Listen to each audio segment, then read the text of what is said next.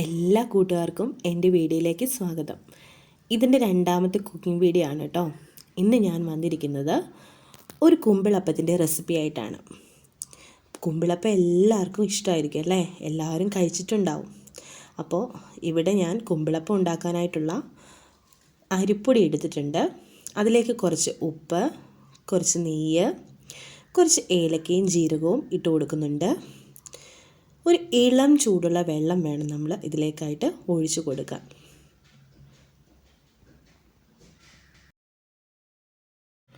ഇളം ചൂടുള്ള വെള്ളം ഒഴിച്ചു കൊടുത്തതിന് ശേഷം നല്ല പോലെ മാവൊന്ന് മിക്സാക്കി എടുക്കണം.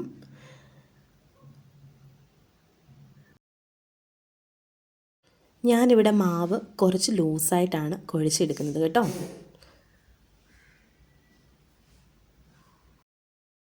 മാവിങ്ങനെ കുഴച്ചെടുക്കുന്നത് കുമ്പിളപ്പം സോഫ്റ്റ് ആകാൻ സഹായിക്കും. നെയ്യ് ചേർക്കുന്നതും മാവിന് നല്ല സോഫ്റ്റ്നെസ്സും രുചിയും കൂട്ടും.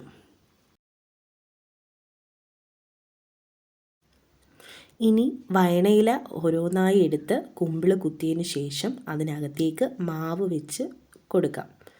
മാവിനകത്തേക്ക് ഫില്ല് ചെയ്യാനായി പഞ്ചസാരയും ഏലക്കായും ജീരകവും തേങ്ങയും മിക്സ് ചെയ്തിട്ട് അതിനകത്തേക്ക് വെച്ച് കൊടുക്കണം. പല രീതിയിലും കുമ്പിളപ്പം നമുക്ക് ഉണ്ടാക്കിയെടുക്കാനായിട്ട് പറ്റും. ഒന്നുമല്ലെങ്കിൽ മാവിലേക്ക് ശർക്കര പാനി കാച്ചിയതും കുറച്ച് ജീരകവും കുറച്ച് ഏലക്കയും തേങ്ങയും പഴം നുറുക്കിയതും ഇവയെല്ലാം കൂടി കൂട്ടി യോജിപ്പിച്ചും നമുക്ക് കുമ്പിളപ്പം ഉണ്ടാക്കാം. അല്ലെങ്കിൽ ചക്കപ്പഴം അരച്ചോ നമ്മുടെ ആവശ്യാനുസരണം എങ്ങനെ വേണമെങ്കിലും നമുക്ക് ഈ കുമ്പിളപ്പം ഉണ്ടാക്കിയെടുക്കാനായിട്ട് പറ്റും.